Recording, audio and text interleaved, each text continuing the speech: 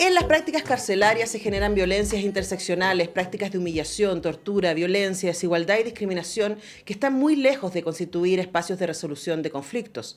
Por eso es que la búsqueda de alternativas a este sistema multicapa es altamente desafiante y requiere una reflexión profunda, porque no hay justicia posible si no hay un esfuerzo insistente en transformar las estructuras sociales, o como dice Amandine Fouchiron en su capítulo, si no se erradica el contrato sexual colonial.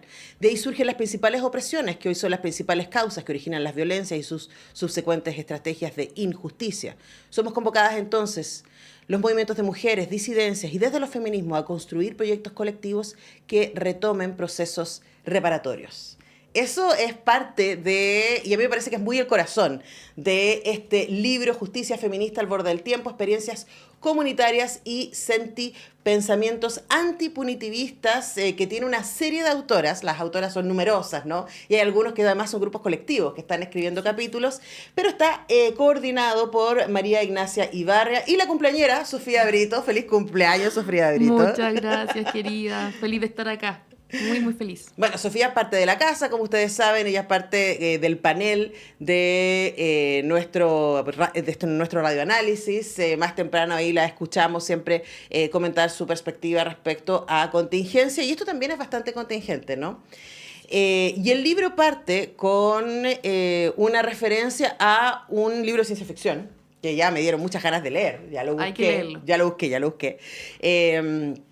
Que se llama Mujer al borde del tiempo, de Marthe Piercy, ¿no? Y ella en ese libro propone una utopía en donde se entiende la violencia como una rareza, en el caso de esa sociedad, ¿no?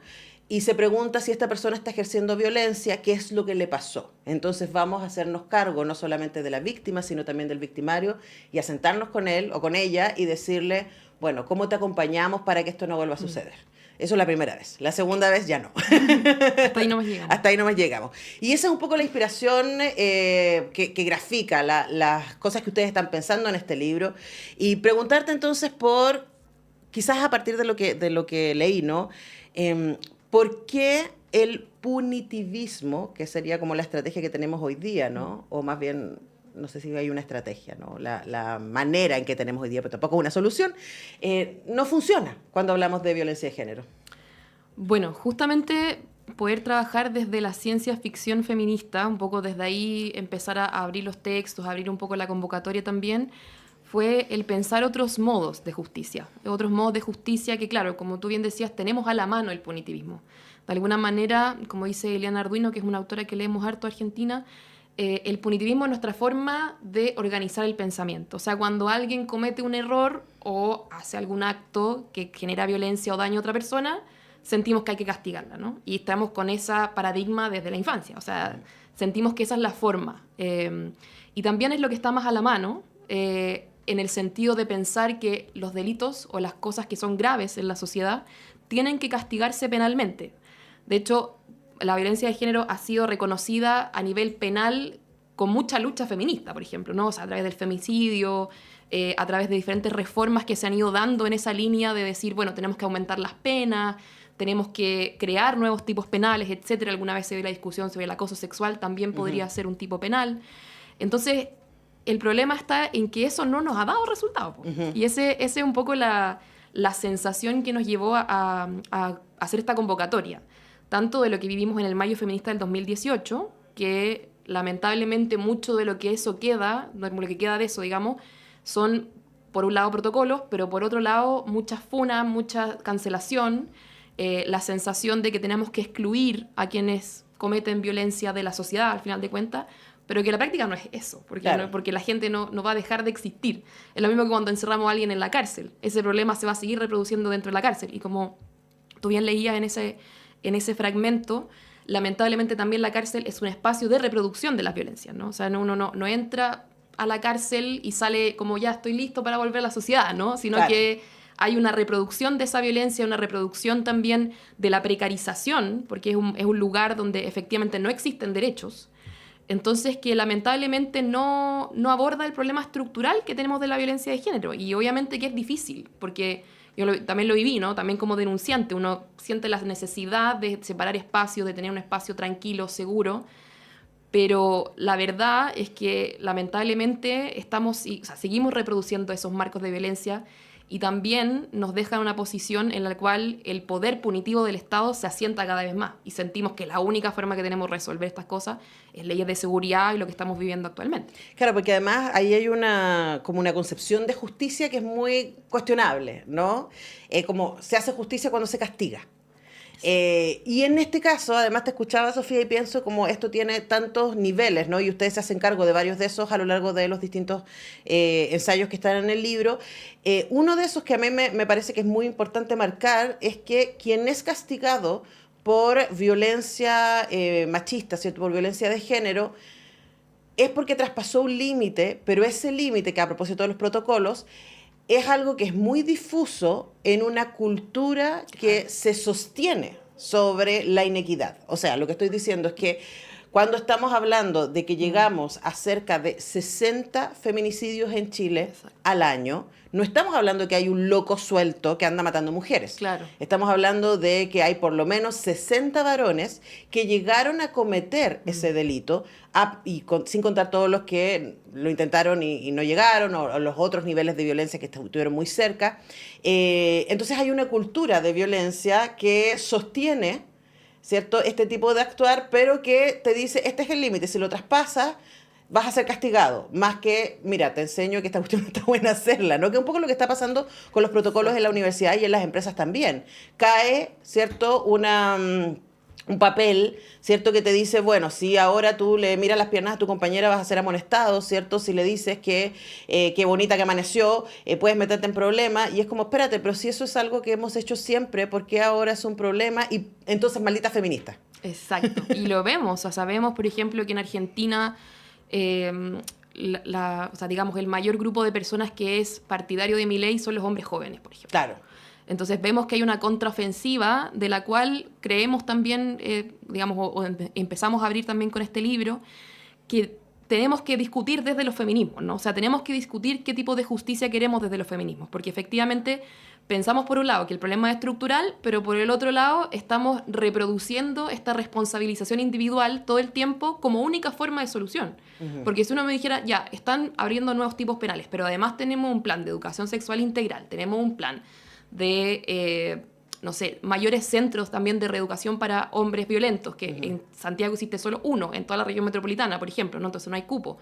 Empezamos a ver que también qué esperamos de esas terapias, por ejemplo, ¿no? Cuando uno dice que vaya a terapia para que se mejore, ¿qué esperamos realmente de ese dispositivo psicológico también? Entonces, claro, son muchas preguntas que teníamos la sensación un poco que las tratamos de meter un poco debajo de la alfombra después del mayo feminista, ¿no? Porque nos generaba también muchas contradicciones a las mismas compañeras que estábamos dentro de las tomas, esta sensación de que lo estructural siempre termina siendo dejado de lado, en el fondo, ¿no? Y que no logramos hacer cambios que sean, o cuestiones que en el fondo vayan avanzando a cambiar justamente esta cultura en la cual se cimienta la violencia de género. Además que, bueno, las mismas investigaciones de la Rita Segato dan cuenta, y hay que seguir con esas investigaciones, que en realidad el sistema penal no es un disuasivo para la violencia de género, ¿no? O sea, no es que uno aumente las penas y eso significa que van a haber menos femicidios. O sea, no cuando un hombre le está pegando a una mujer está pensando, espérate, si te doy 3 combos más, voy a terminar en la cárcel, voy a parar de darte combos. No funciona. Está muy cimentado en el poder, en una circunstancia en la cual, en el fondo, se siente una posición de poder que está amparada por todos los otros grupos de varones que lo rodean, ¿no? O sea, como que es una sensación de que si es que soy esta persona, estoy poniendo orden en mi casa. En el caso de Chile, que tenemos sobre todo violencia intrafamiliar.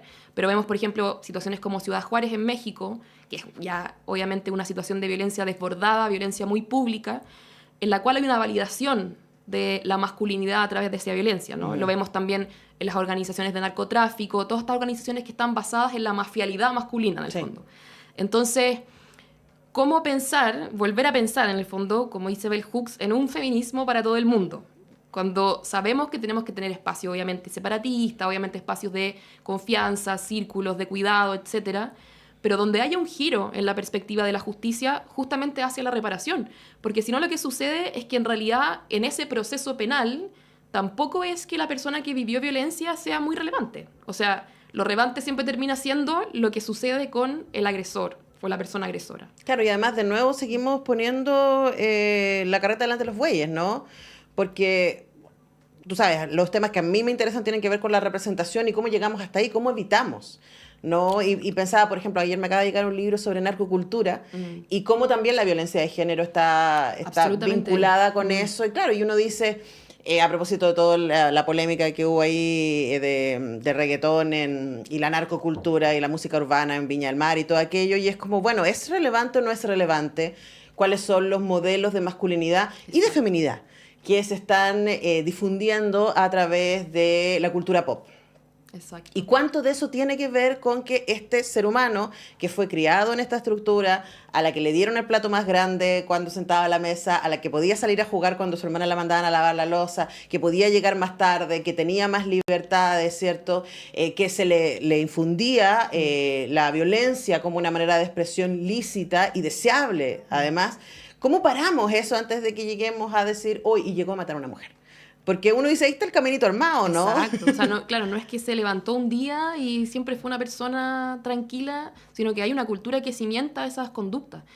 Entonces, creo que también ahí, justamente lo que decías con respecto a los modelos de feminidad también, cómo desanclamos esto también del mito del empoderamiento, ¿no? Que en el fondo yo presento mi denuncia o hago la funa y hago mi camino hacia el empoderamiento en el cual ya estoy como exenta de todo tipo de violencia y busco los espacios seguros, higienizados, inmunes a esta violencia que en el fondo está en todas partes porque vivimos en un mundo que está cimentado en la violencia de género.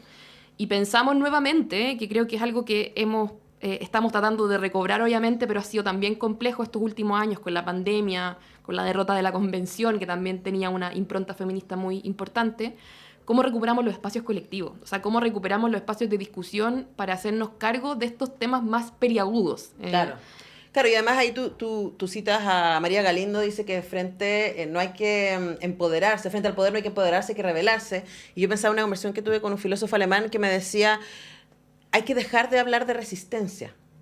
Porque cuando tú resistes, estás funcionando bajo las reglas que te impuso el otro. Hay que saltarse la resistencia y hay que crear otra cosa, ¿no? Exacto. O sea, hay que hablar de nuevos imaginarios y por eso es que nos caló tan hondo en el fondo esta ciencia ficción feminista de poder empezar a trabajar en estos textos, porque en realidad hay discusiones que están súper naturalizadas. O sea, por ejemplo, el que el Poder Judicial sea como es actualmente y la división de poderes que tenemos en el Estado pareciera una realidad infranqueable, ¿no? Y en realidad podemos imaginar otros tipos de sociedades en la cual la base no sea este tipo de justicia punitiva, sino que sea la reparación en un planeta que además está devastado, ¿no? Claro.